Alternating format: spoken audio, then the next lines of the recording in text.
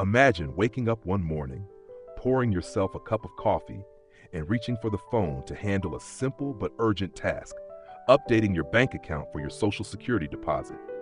Maybe your bank just closed your branch, maybe you found a better account, or maybe there's been suspicious activity and you need to protect your money.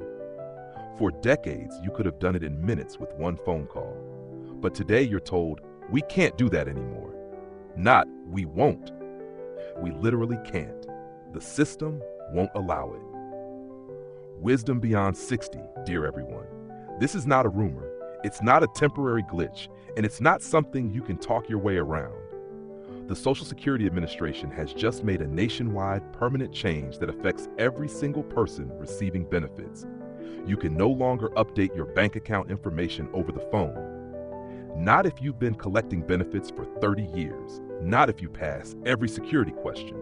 Not even if you have an emergency and need that change process right away. That option is gone forever. Now, maybe you're thinking, well, I'll just call and find a nice representative who will help me anyway. I need to be clear, you won't. This is not about finding someone sympathetic. The system SSA representatives use has been updated to lock out any changes to bank details by phone. Even the most helpful employee in the world can't override it. That means the process you may have relied on for years has disappeared overnight. And if you're not prepared for the new reality, you could find yourself with delayed payments, bounced deposits, or worse, weeks without the money you depend on. In this video, I'm going to explain exactly what changed, why SSA says they did it, and the only 3 safe and legal ways you can now update your direct deposit information. I'll also share why this change, meant to protect you, could still put some seniors in a tough spot. And more importantly, I'll give you the steps you can take right now so you're not caught off guard when you need to make a change. Before we go any further, I want you to hit that subscribe button. It's the best way to make sure you never miss an urgent update like this, and it helps me keep creating videos that protect your benefits and your peace of mind. We're in this together, and the more you know, the better prepared you'll be. Now let's start with a quick question for you, because I'd like to hear your thoughts. Which do you think is more important in protecting your Social Security benefits? A, convenience, keeping things quick and easy to update, even if there's a small risk. B, security, making it harder to change your information even if it's less convenient.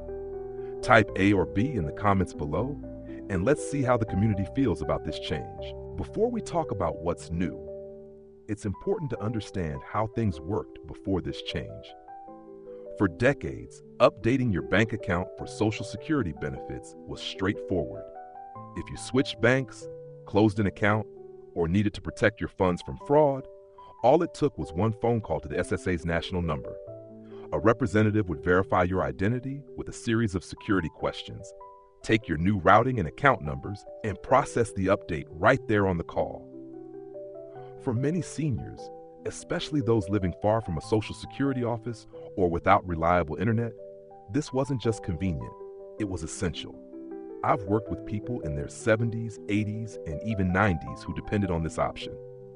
Imagine living in a rural area where the nearest SSA office is over an hour away and public transportation doesn't exist. Or consider someone recovering from surgery or managing a disability. Traveling in person might be a serious challenge. For these individuals, being able to handle the process from the comfort and safety of home was a lifeline. Even beyond accessibility, there was a sense of reassurance in speaking directly to a human being. You could explain your situation, ask questions, and get confirmation that the change was made. In many urgent cases, like when a local bank branch closed unexpectedly, this quick turnaround kept benefits from being interrupted. I've known widows who called in tears because they had to open a new account immediately after losing a spouse. And the ability to resolve it in minutes meant they didn't go weeks without money for essentials. Of course, the old system wasn't perfect. Mistakes did happen. Sometimes the wrong number was typed in, causing payments to bounce back. But even then, having a person on the other end of the line meant you could start fixing the problem right away, rather than waiting for an email reply or trying to navigate a website you barely understood. For countless seniors, the phone option was more than a convenience. It was a trusted connection to the system that paid their bills, bought their groceries, and kept them financially afloat. It's worth noting that not everyone felt comfortable putting sensitive financial information online.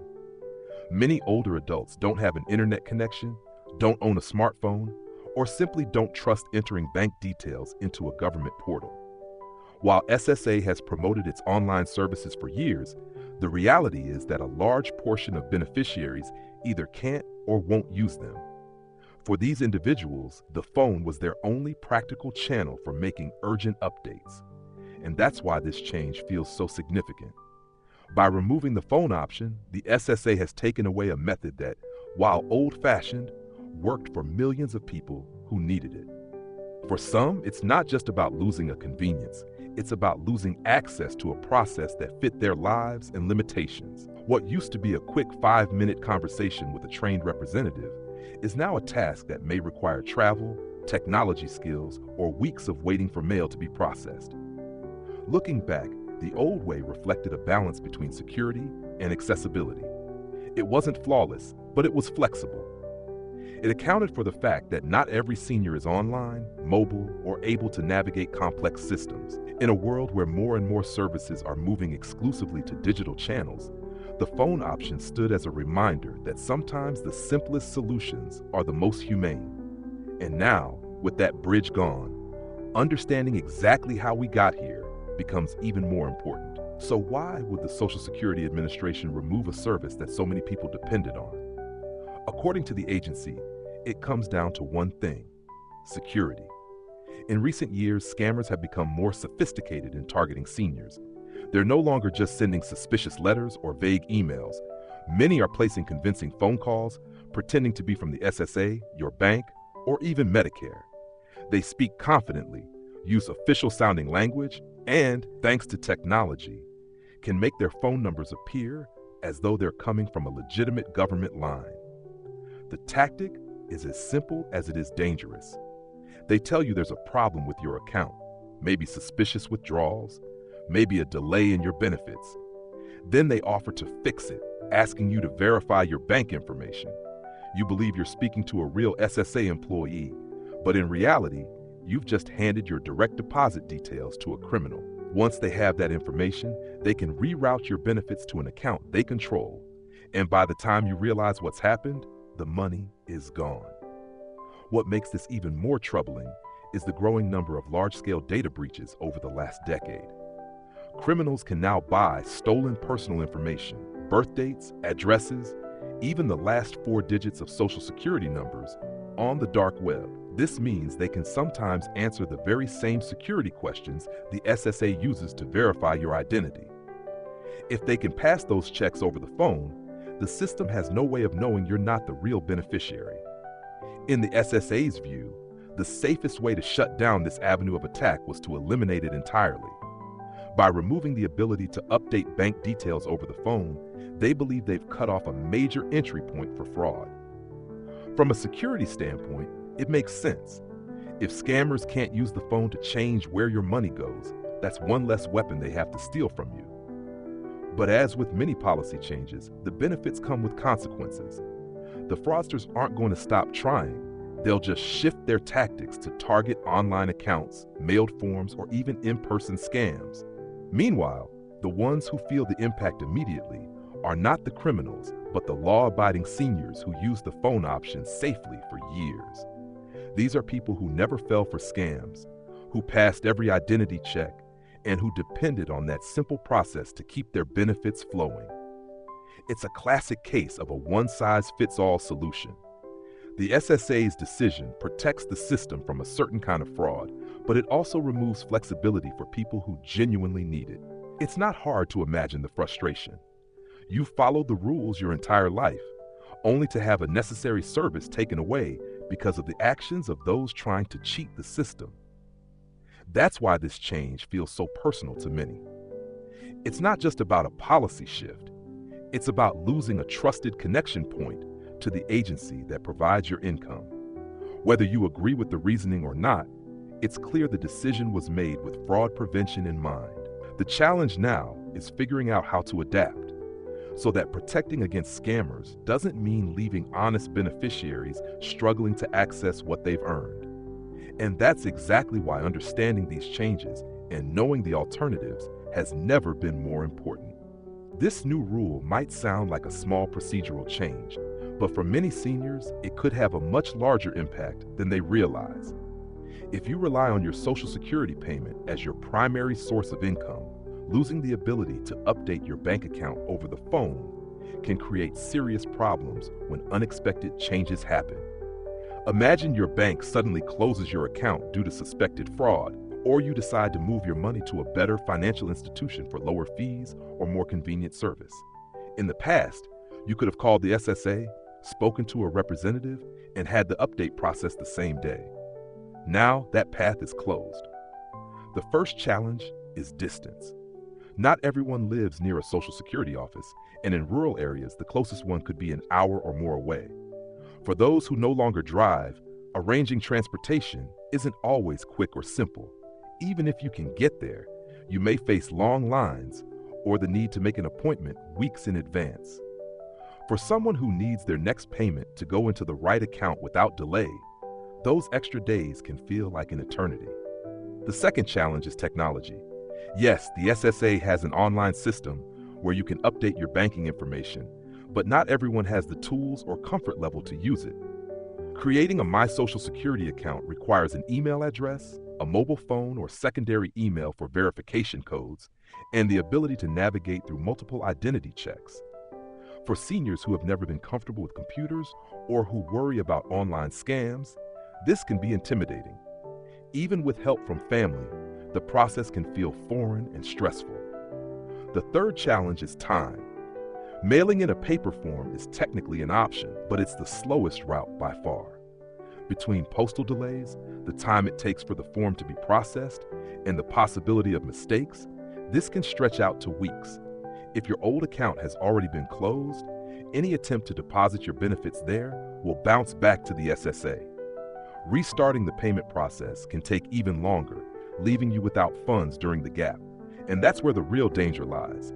Delayed benefits mean delayed rent payments, overdue utility bills, and an inability to pay for essentials like groceries or prescriptions. For seniors living on a tight fixed income, even a short disruption can create a domino effect that's hard to recover from. It's not just an inconvenience, it's a risk to financial stability and peace of mind. The ripple effects of this policy are most severe for the most vulnerable, those who are isolated, less mobile, or lacking strong support networks. It's not that the SSA doesn't care about accessibility, but the priority with this change was clearly security. That means adapting will require planning ahead and knowing exactly what alternatives you have before you're in an urgent situation.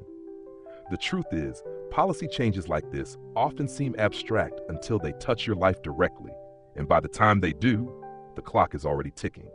That's why understanding how this could affect you and preparing for it now can save you from the stress, frustration, and financial strain of being caught off guard. With the phone option now gone for good, there are only 3 ways left to update your bank account information with the Social Security Administration, and knowing them now can save you from scrambling later. The first is to visit a Social Security office in person. This might sound simple, but it requires preparation. You'll need to locate your nearest office, confirm its hours, and bring a government-issued photo ID along with your new bank details. If possible, also bring a voided check or a bank statement as proof. While this method ensures that your change is processed directly, it can be exhausting for those who live far away, have mobility issues, or face long wait times. Some offices operate by appointment only, and it's not unusual to be booked weeks in advance. The second method is through your My Social Security online account. This is the fastest way to make changes if you're comfortable with technology. Once you log in, you can securely enter your new routing and account numbers, and in most cases, the update will take effect by the next payment cycle. But for those who haven't created an account yet, there's a learning curve. Setting one up involves identity verification steps that can include answering detailed personal questions, confirming codes sent to your phone or email, and creating a strong password you'll need to remember. For seniors unfamiliar with online processes, this can feel overwhelming. Still, once the account is active, it's a powerful tool, not just for banking changes, but for reviewing your benefits, downloading statements, and keeping your information up to date. The final option is mailing in Form 1199A, also called the Direct Deposit Sign-up Form. This is the most traditional method, but it's also the slowest. You'll need to fill out the form carefully, include all required information, and send it to your local SSA office or financial institution for processing. Delays are common. Mail can be slow, forms can be misplaced, and any errors can send the paperwork back to you for corrections. If you choose this route, it's wise to send it by certified mail so you can track its delivery. But remember, if your old account closes before the update is processed, your benefits will bounce back to the SSA and your payments could be delayed for weeks. No matter which option you choose, the key is to act before you're in an urgent situation. If you wait until your bank account is about to close, you'll be racing against the clock, and that's when delays can cause real hardship. The best step you can take today is to set up your My Social Security account, even if you think you'll never need it. Having it ready means you can make changes quickly without worrying about long travel times or mail delays. It's also important to keep your loved ones informed. Spouses, adult children, or trusted friends who help manage your finances should know about this policy change and how to navigate the new process. That way, if something unexpected happens, they can step in to assist without losing valuable time. Finally, remember that the SSA will never call you to request your banking information. If someone claims they can update your account over the phone, hang up. It's a scam. With these new rules, only you can initiate the change, and only through these 3 methods. By understanding your options now and preparing in advance, you can protect your income, your independence, and your peace of mind. The Social Security Administration's decision to end all phone updates for bank account information is more than a procedural change. It's a reminder of how quickly the systems we rely on can shift. For decades, many of you have depended on the phone option as a lifeline. It was personal, human, and for many, the only practical way to make sure benefits were deposited where they belonged. Now that option is gone, replaced by methods that can be harder for some to access: in-person visits, online accounts, or mailed forms. This change was designed to protect you from fraud, but it also means you must be more proactive than ever before. The heart of this story is about preparation. We can't control the SSA's decisions, but we can control how ready we are for them. The seniors who will handle this transition most smoothly are the ones who take steps now, setting up a My Social Security account before they need it, keeping copies of essential documents, and knowing where their nearest SSA office is located. This isn't just about convenience, it's about protecting your income from delays that could cause stress and hardship. I know change like this can feel frustrating, especially when it takes away something that worked well for you, but it's also a chance to strengthen your own safeguards. Talk to your spouse, your children, or anyone who helps manage your finances about this change so they're not caught off guard either. Write down important phone numbers, addresses, and steps for making updates so you or a trusted helper can act quickly if needed. The deeper lesson here is that our lifelines, whether they are government benefits, personal routines, or trusted services, can change without much warning. If we build our plans with flexibility in mind, we're better able to adapt. Just as you wouldn't wait for a storm to buy an umbrella, you shouldn't wait for a banking emergency to figure out how to update your Social Security information. Prepare now, and you'll thank yourself later. So here's my question for you, and I'd love for you to share your thoughts in the comments. Do you feel this change is more about keeping seniors safe from scams, or does it cause more harm by making updates harder? Please type your answer in the comments so we can see how others feel too. And if you found this video helpful, meaningful, or inspiring, please subscribe to the channel. Leave a comment with your thoughts. We truly read them and take your feedback to heart. Here at Beyond 60 Wisdom, we want this to be a place where we can talk openly every day about the things that matter in this stage of life. Your support gives us the energy to create more quality videos just for you. Thank you sincerely and warmly for being here, for watching, and for sharing this time with us. You are the reason we do what we do, and we're grateful for every moment we get to spend together.